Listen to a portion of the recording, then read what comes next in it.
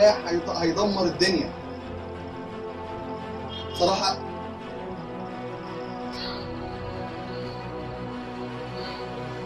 انا الاصلي الخط اللي هناك عشان هو النقطه اللي حصل الحقونا كل الهروب صح، خدني الحمايه الدوليه، وانا مع زمايلي دلوقتي وفي زميلي بيتعذب هناك وسمع صوتهم جايين.